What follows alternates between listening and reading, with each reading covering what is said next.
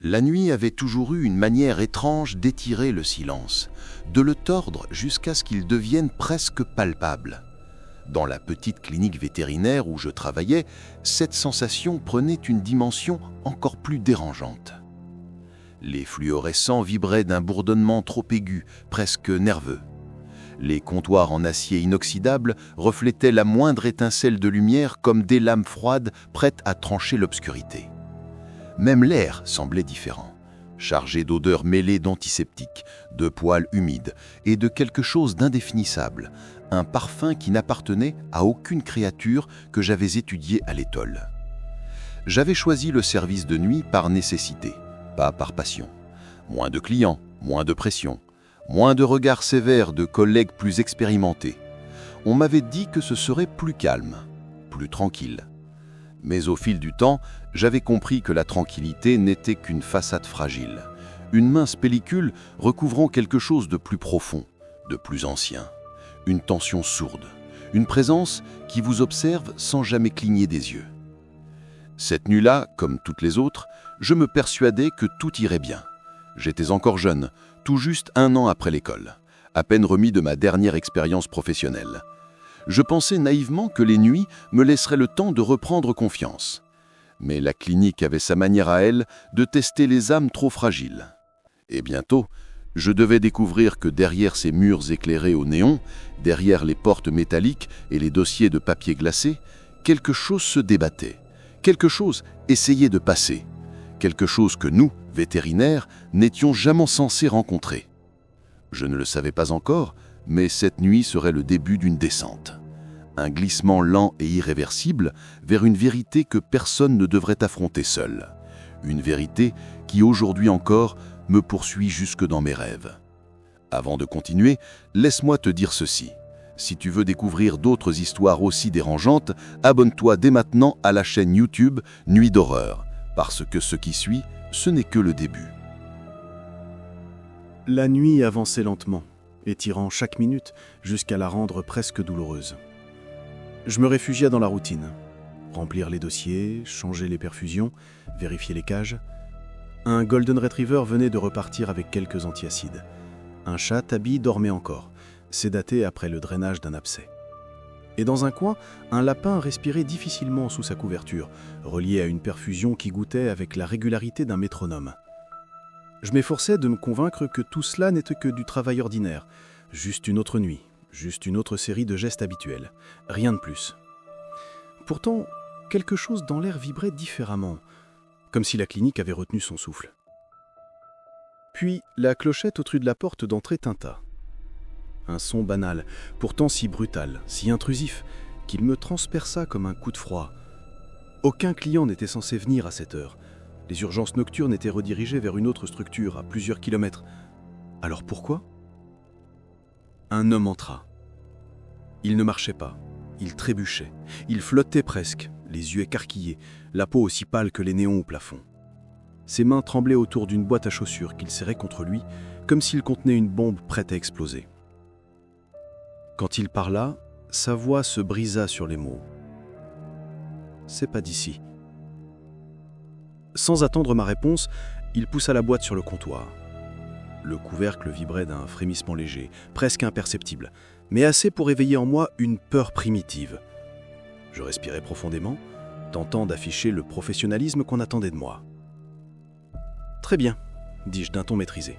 « Regardons ça. » Je soulevai le couvercle. Et pendant un instant, mon esprit refusa d'accepter ce que mes yeux voyaient. C'était un chat. Ou quelque chose qui tentait d'en avoir l'apparence.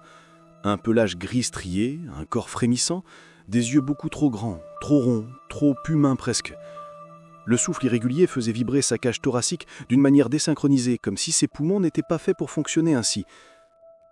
Mais ce furent les dents qui me paralysèrent.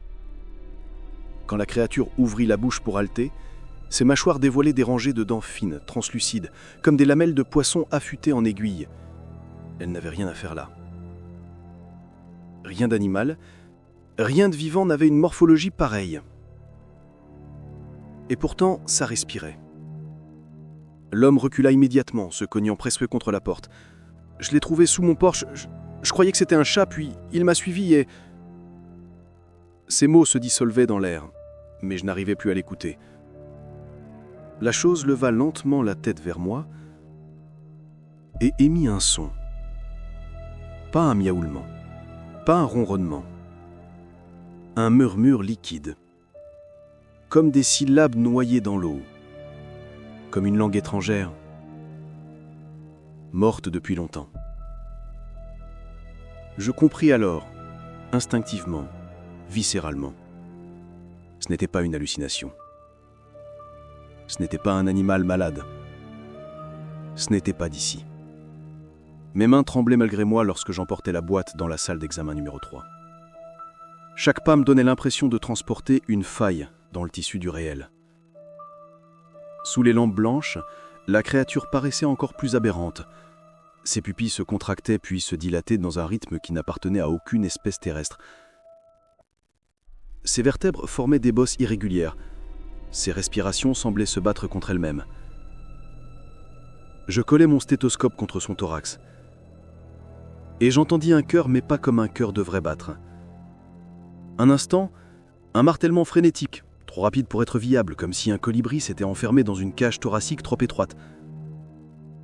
L'instant suivant, le silence. Un vide. Un arrêt total. Puis, un tude. Isolé. Perdu. J'accartai brusquement le stéthoscope, la gorge nouée. J'essayais de me recrocher à la logique médicale. Examen palpatoire, prise de sang, analyse immédiate. Mais même là, rien ne correspondait à quoi que ce soit de connu. J'obtins un échantillon, le déposai sur une lame, la glissai sous le microscope. Ce n'était pas de sang. C'était de l'encre noire vivante. Un liquide sombre, brillant, traversé de filaments verts ondulants, se tordant comme des algues, comme si la matière elle-même respirait. J'ai senti mon estomac se contracter. Pourtant, j'enregistrais tout dans le dossier.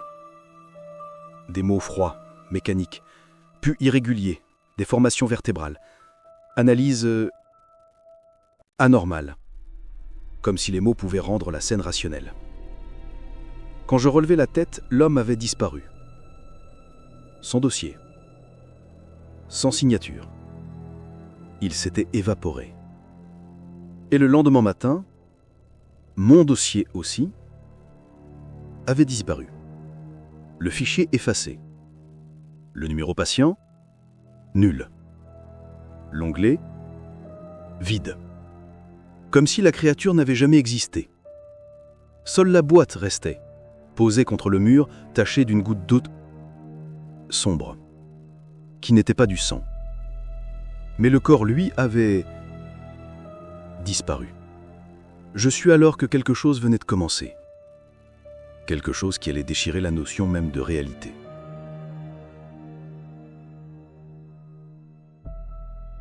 Les nuits qui suivirent auraient dû être rassurantes. Après l'incident de la boîte, je me suis convaincu que la fatigue m'avait joué un mauvais tour, que l'absence du dossier n'était qu'un bug informatique, qu'un employé avait déplacé le corps sans me prévenir. Une clinique vétérinaire pouvait être chaotique, les erreurs arrivaient. C'est ce que je me répétais. Et pendant quelques jours, rien d'anormal ne se produisit. Des chiens souffrant de vomissements, des chats agacés, des lapins nerveux, des gestes routiniers, des diagnostics simples, rien qui puisse faire trembler mon esprit. Mais l'illusion ne dura pas. La deuxième anomalie arriva presque sans prévenir. Il était près de minuit lorsqu'un couple entra, serrant leur terrier contre eux. Ils s'excusèrent pour l'heure, le visage marqué par l'inquiétude. L'homme me dit que quelque chose n'allait pas avec ses yeux. J'approchais le chien de l'examen lumineux, m'attendant à trouver une irritation, une infection, une réaction allergique peut-être. Mais à la première seconde où ses yeux croisèrent les miens, je compris que ce n'était rien de tout cela. Ses pupilles n'étaient plus rondes, elles formaient une spirale. Pas une illusion, pas un reflet, une spirale réelle, sinueuse, tournant lentement, comme l'eau dans un siphon invisible. Une force hypnotique semblait m'attirer vers le centre de ces cercles sombres. Je dus détourner le regard de force. Le chien, lui, remuait la queue, totalement insouciant, comme si rien ne clochait. Je tentais de rester professionnel, d'évoquer une possible affection neurologique, mais ma voix tremblait malgré moi. Lorsque je levai les yeux après avoir terminé l'examen, le couple me regardait avec cette expression étrange, une peur qui cherchait désespérément une explication rationnelle. Ça n'était pas comme ça hier. Ils jouaient encore, tout allait bien. Leur voix craquait d'une sincérité qui ne laissait aucune place au mensonge. Ils n'exagéraient pas, ils n'inventaient rien. Et lorsque, le lendemain matin, je cherchais son dossier dans le système, il n'existait plus. Effacé, volatilisé, exactement comme la créature de la boîte. Mon cœur se serra. Ce n'était plus une coïncidence. Quelqu'un ou quelque chose effaçait ses traces. J'en parlais à Dr Ella, tentant d'être prudent, mais son regard m'arrêta net. Un regard usé, presque méprisant. « Tu travailles trop la nuit. Le stress fait voir des choses. Écris-le, classe et passe à autre chose. » Il n'ajouta rien. Et je compris qu'il ne me croyait pas ou qu'il ne voulait pas me croire. Mais les choses ne s'arrêtèrent pas là. 2 nuits plus tard, un adolescent arriva en courant, tenant contre lui une cage contenant un coquatile, un petit oiseau blanc et jaune. Le jeune semblait paniqué, incapable d'expliquer clairement ce qui se passait. Je le guidai vers la salle d'examen et l'oiseau se posa docilement sur la table. Il avait l'air normal, jusqu'à ce qu'il secoue ses plumes. Une pluie de fines plumes blanches tomba sur la table, mais elles ne restèrent pas immobiles. Elles se mirent à bouger, à ramper, à se tordre, comme des insectes dotés de petites pattes translucides. L'oiseau poussa alors un cri rauque, inhumain, un son qui n'avait rien à voir avec un cri d'oiseau, une plainte gutturale presque humaine. Le jeune éclata en sanglots et plaqua ses mains sur les oreilles. J'étais incapable de bouger, le spectacle me clouait sur place. Lorsque je revins le lendemain matin, son dossier avait aussi disparu, effacé, jamais entré dans le système. Pas de nom, pas de fiche, pas de notes. Il ne restait que mes souvenirs. Des souvenirs que personne ne pouvait ou ne voulait confirmer. Puis vint le cas du hamster. Un garçon en larmes me l'apporta dans une petite cage, expliquant qu'il avait cessé de manger depuis 2 jours. J'effectuai une radiographie presque mécanique, cherchant une obstruction, une infection, une anomalie digestive. L'image apparut sur l'écran. Au premier coup d'œil, tout semblait normal. Puis je zoomai. Le crâne. Le crâne n'avait pas de dents de rongeur. À la place, plusieurs rangées de dents humaines, miniatures, alignées dans la mâchoire, comme si elles attendaient de percer la peau. Chaque dent était parfaitement formée, comme sculptée avec précision. Je dus poser une main sur la table pour ne pas vaciller. Le garçon répétait « Ça n'était pas comme ça hier, je vous jure !» Je le crus indomasto. Le lendemain matin, l'image radiographique avait disparu du système. Comme toutes les autres, comme chaque anomalie, était engloutie par un vide administratif invisible. J'arrêtai de poser des questions à Dr Ella. Son regard était toujours le même, trop calme, trop neutre, trop habitué. Je compris qu'il savait, qu'il cachait quelque chose, et que moi, en travaillant ces nuits, je venais de poser un pied dans un territoire où la science n'était plus d'aucune utilité, où les lois naturelles commençaient à se fissurer, où la réalité se déchirait lentement, où quelque chose passait.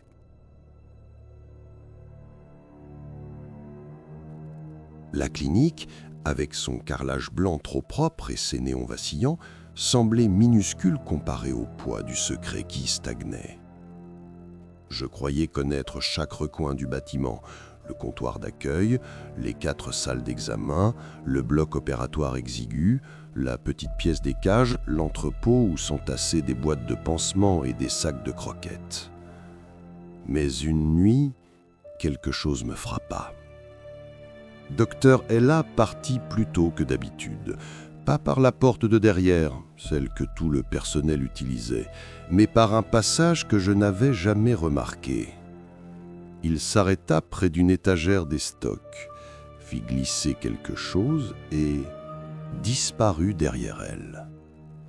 Le meuble avait bougé trop facilement, comme s'il avait été conçu pour masquer une entrée. Je restai paralysé, fixant l'espace où il s'était volatilisé. Une sueur froide glissa le long de ma colonne vertébrale. Après des semaines d'anomalies, d'animaux impossibles et de dossiers effacés, une certitude s'imposa. Il y avait un endroit dont personne ne parlait, un endroit où toutes les traces disparaissaient.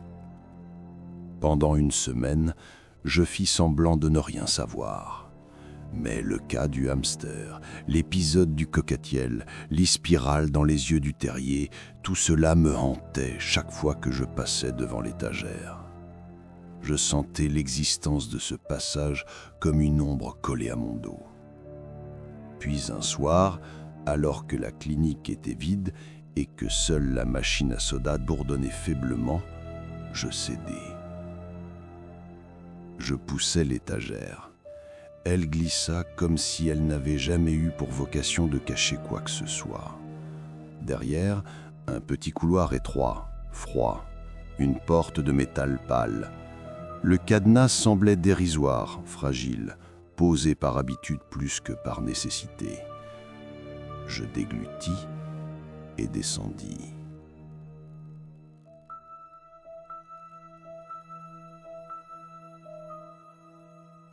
L'air changea immédiatement. Plus froid, plus sec, comme s'il venait d'un monde qui ignorait la chaleur humaine. L'escalier menait à une double porte renforcée. Il fallut toute ma force pour l'ouvrir. La pièce derrière n'était pas grande. Mais ce que je vis me coupa le souffle. Des rangées entières de congélateurs industriels s'alignaient contre les murs. Des machines massives, grises, suant de givre. Sur les poignées, au lieu des noms ou références habituelles, il n'y avait que des initiales et des dates, certaines récentes, d'autres remontant aux années 80, voire plus tôt. Je m'approchai du premier et tirai la poignée. À l'intérieur, des bocaux. Au début, j'eus l'espoir stupide qu'il s'agissait simplement de prélèvements pour analyse pathologique, mais les formes à l'intérieur des bocaux dissipèrent immédiatement mon illusion. Un poumon, trop lisse, comme un ballon qui se décollase en frémissant de sa paroi. Un cœur, doté de 5 ventricules, parfaitement formés, comme une sculpture issue d'un atomiste fou. Un intestin qui ondulait encore d'un mouvement lent alors que le bocal était solidement fermé.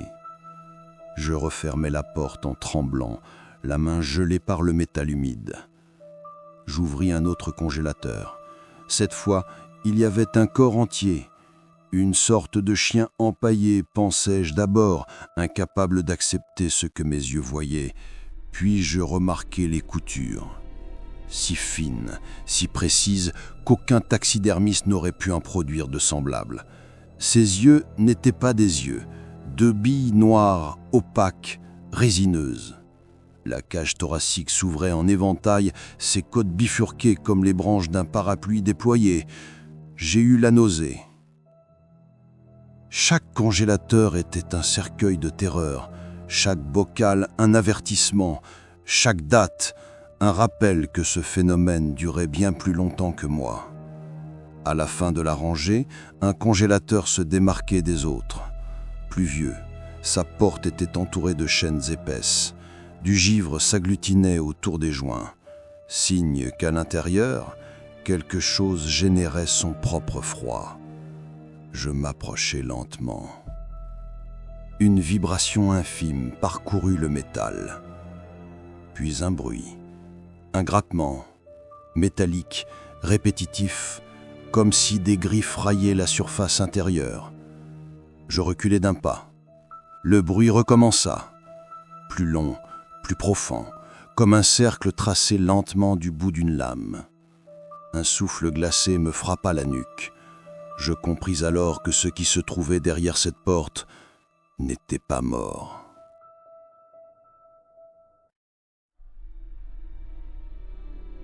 Je remontais les escaliers à une vitesse que je n'avais jamais atteinte de ma vie, laissant derrière moi les congélateurs, les bocaux, la chaîne gelée et la présence qui, j'en étais sûr, avait entendu mon intrusion.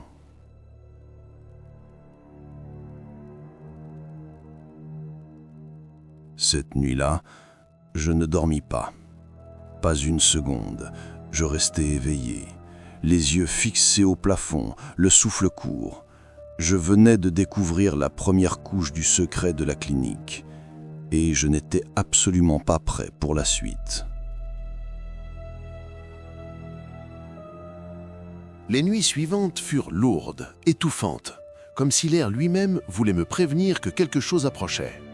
Une sensation d'orage silencieux flottait dans les couloirs de la clinique, et chaque pas résonnait trop fort, trop longtemps. Je n'avais toujours rien dit à Hélène au sujet du sous-sol.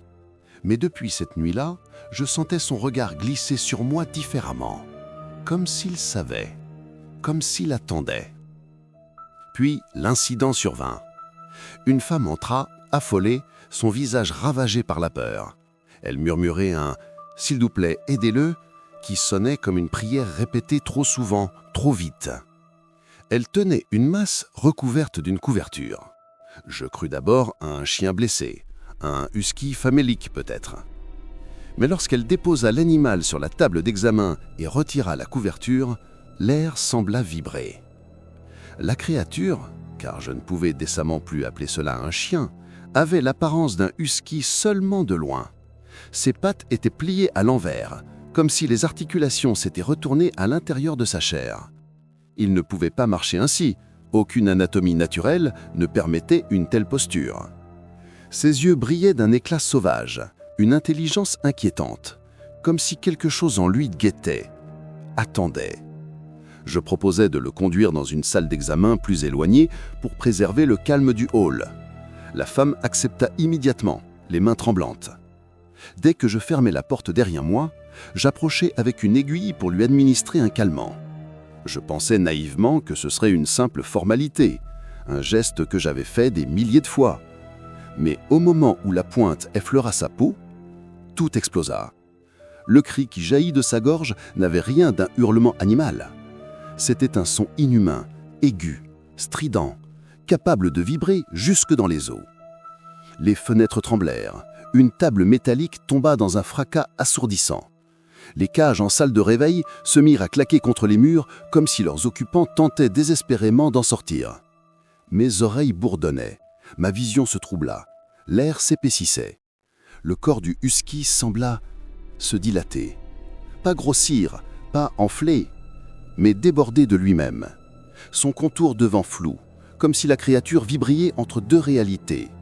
Ses bords ondulaient, déformant l'air autour de lui en vagues brûlantes.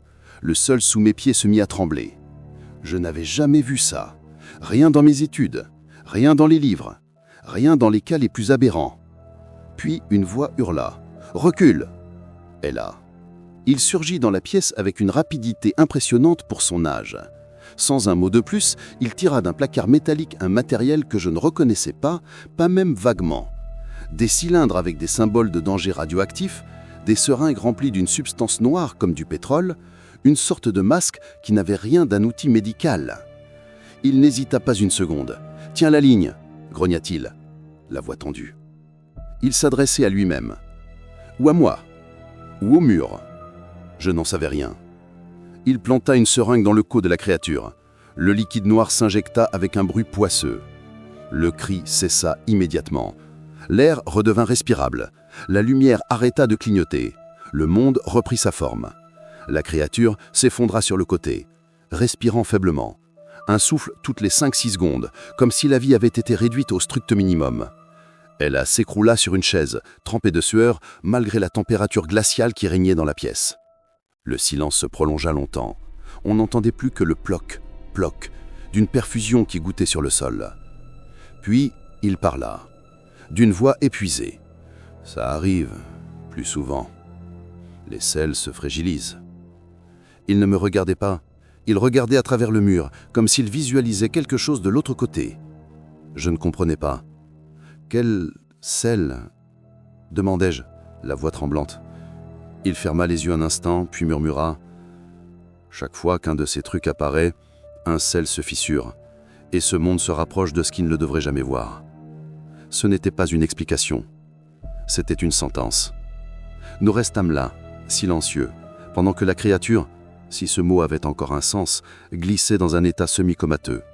Ensuite, elle a fait transférer l'animal dans un box isolé, verrouillé, entouré d'instruments dont je ne connaissais pas la fonction. Cette nuit-là, je compris que les anomalies n'étaient pas simplement des accidents. Elles étaient les symptômes d'une faille, et cette faille s'élargissait. Et surtout, je compris que Ella n'était pas un vétérinaire comme les autres. Il ne l'avait jamais été, pas depuis longtemps. Et moi, j'étais déjà beaucoup trop impliqué pour faire marche arrière.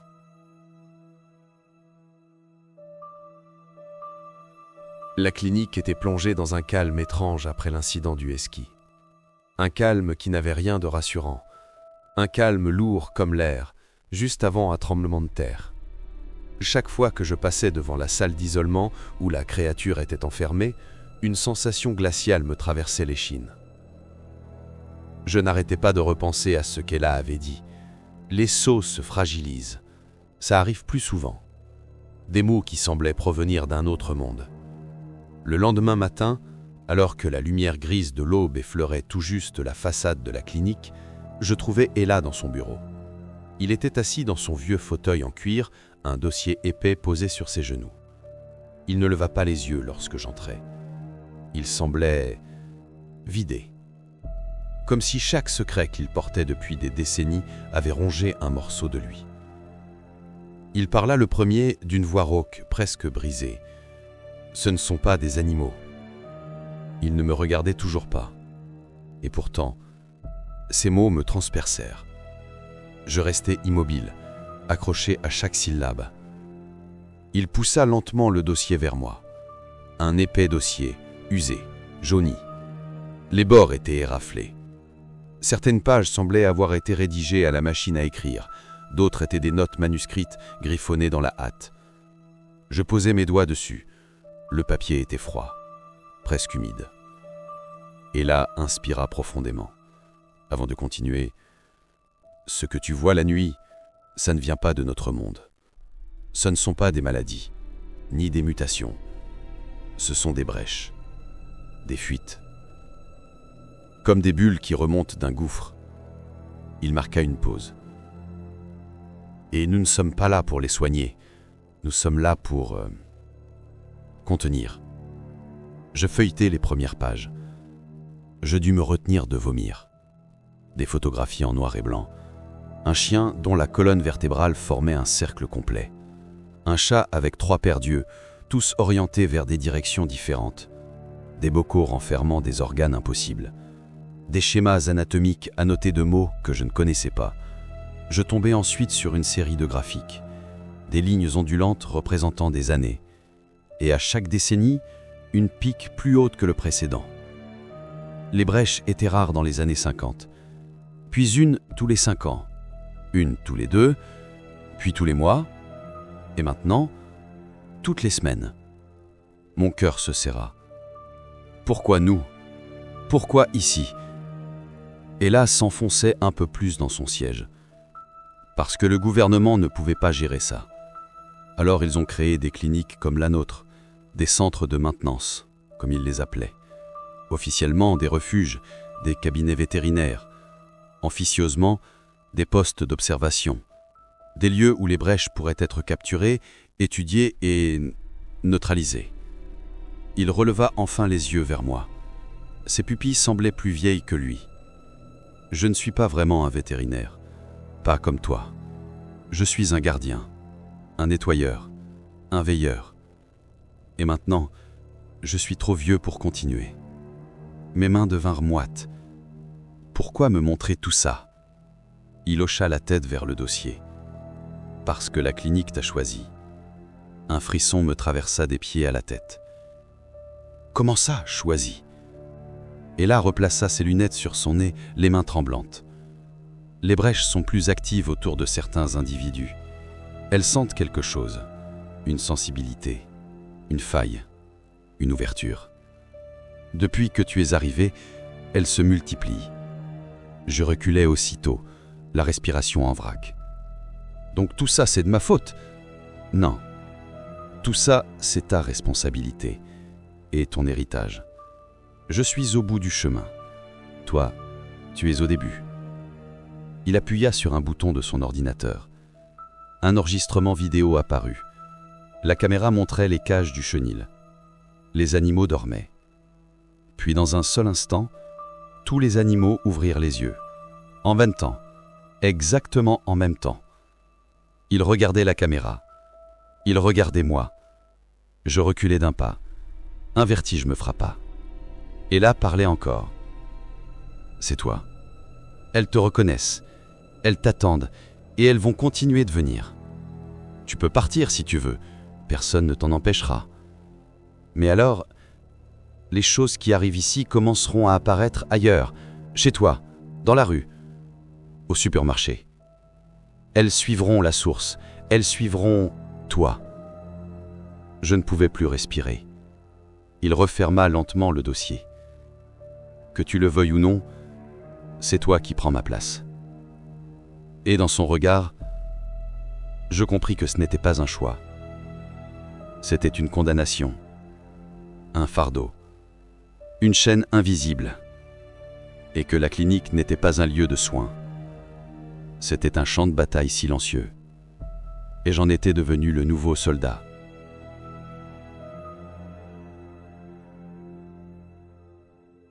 Les semaines qui suivirent ne furent plus jamais normales. Je ne soignais plus des animaux. Je neutralisais des brèches. Les nuits devinrent un cycle sans fin.